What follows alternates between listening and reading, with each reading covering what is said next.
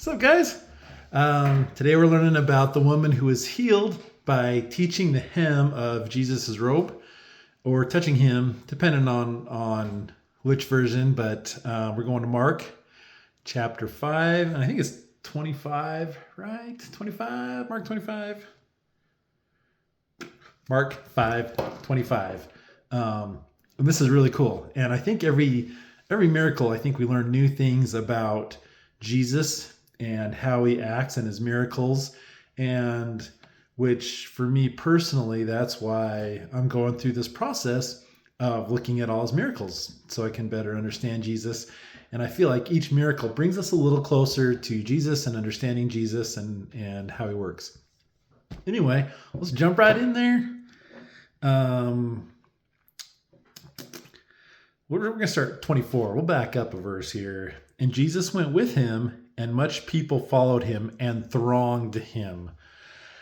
I'm not 100% sure on the definition of thronged, when they throng people, but I see Jesus walking through like a crowd, and he's like getting squished and trying to get through people, and maybe some of his apostles are like in the front trying to like clear a path for him. But it seems to me like a whole ton of people are trying to like get some Jesus time or touch him or whatever. Which he's done a lot of cool things now, a lot of miracles. Everyone knows who he is. The crowds are following him and they're thronging him.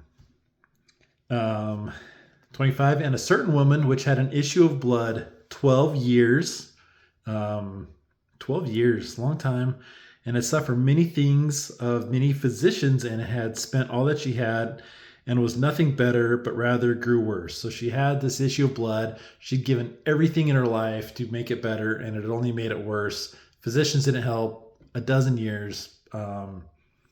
She's in a really tough place. But then she heard of Jesus was coming, and she had said, 28, if I may touch but his clothes, I shall be made whole. Okay, let's just stop there. So this person, I don't know if she's seen Jesus before or who she is. She said, if I can just touch Jesus's clothes, I will be healed. She had so much faith. She just knew, no one on earth, I've given all of my earthly possessions to be healed. The smartest people in the land couldn't heal me. No human can heal me. She's got to be devastated. She's got to have no faith that any medicine, any doctor, any whatever is going to be able to heal her. She hears Jesus coming and she says, if I can just touch his clothes, I will be healed. That is a crazy amount of faith after 12 years and probably hundreds of times in her life where what she wanted did not happen. She's got to have no faith left that anything will be able to heal her except Jesus. When Jesus comes, that faith is overcome all those obstacles that she's experienced in her past. Her faith in Jesus was stronger than 12 years of all these horrible experiences, never being healed, never finding what she wants, nothing until Jesus comes. And then she has faith. Gosh, so cool. If I may touch but his clothes. I think Luke says if I can touch him or something. But they're all a little different. But we get the picture. And so obviously she touches the hem of his robe or his garment or whatever. And straightway the fountain of her blood was dried up, and she felt her body that she was healed of the plague. And straightway the fountain. We've talked about the timing of the miracles before, and just this, like the other ones, she's healed immediately. Immediately. She touches it and she's immediately healed. 12 years. She touches this. She's immediately healed. And Jesus, immediately knowing in himself that virtue had gone out of him, turned him about in the press, because the words are different in the other gospels and kind of says the same thing. Who touched my clothes? Or who touched me? And his disciples said unto him, Thou seest the multitude thronging thee, and sayest thou, who touched me? And depending on how you read it, it might be a little snarky than really happened. But so he's getting thronged by people. He's going through this crowd. Probably hundreds of people are touching him. The picture I have in my head, hundreds of people are reaching out, touching him, touching his arm as he's walking through the street. He's getting touched by everybody, and then he stops and says, "Who touched my clothes?" And the disciples are like, "Everybody, everyone." I mean, how can you ask that, Jesus? Like, how are we supposed to know? And he looked round about to see her that had done this thing. But the woman, fearing and trembling, knowing what was done in her, so she knows she's healed. She touched him. She was healed immediately. She knows. And now she's probably a little nervous that Jesus is asking who touched him. It sounds like she's like, "Oh, shoot. It was me. Am I in trouble or something?" So we're on 34. And he said unto her, "Daughter, thy faith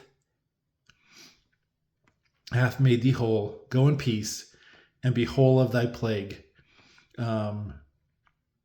So there's a couple things there. Jesus looked at her, "Daughter, thy faith had made thee whole." So just to be clear, hundreds of people are touching Jesus. How many of those hundreds were healed? One. One person was healed. All those people touching Jesus, one of them was healed. And why was she healed and the others weren't, or that we know of? It was her faith. It was not the touching. It was the touching that made her whole, but it was the touching with faith. Her faith made her whole. Touching the garment did not make her whole. Her faith in that act, she had so much faith in Jesus that she believed that touching his clothes would heal her. And that faith is what made her whole. Incredible. One person healed. Again, not the touch, the faith. Sorry, we'll go back here. The faith. So Jesus explains that and tells her to go in peace. So don't worry. Don't be. I mean, we talked about her trembling and fearing. So she's like, "Go in peace. You're good. Go in peace, and be whole of thy plague." So thy faith hath made thee whole, and be whole of thy plague. So to me, it sounds like she's healed of the plague that she's had for 12 years, and thy faith hath made thee whole. I think her faith healed her plague, and her faith healed her spiritually somehow. Her faith made her whole spiritually, and the plague was healed. I think that's cool. There's two different parts of the phrase there that makes it sound like she was healed twice and to go in peace.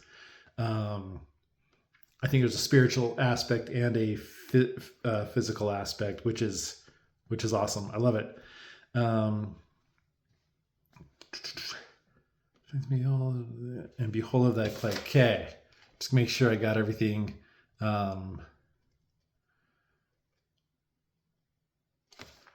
I like how Jesus said, "Who touched me? Who touched my clothes?" It's Jesus. Obviously, Jesus knew who touched his clothes. Jesus knew. I'm sure he knew in advance. I'm sure he knew when